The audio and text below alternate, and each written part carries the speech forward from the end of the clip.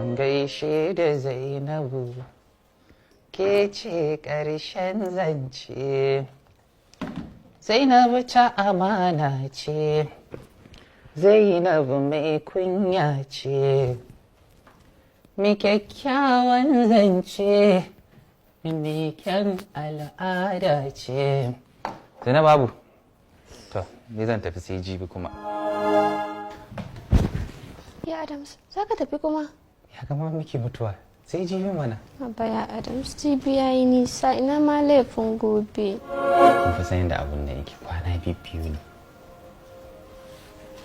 Kwana biyu ne, in biyu ki biyu a nan, in yi biyu a gurin ƴar uwarki Amina. Haka tsarin nan yake da Allah.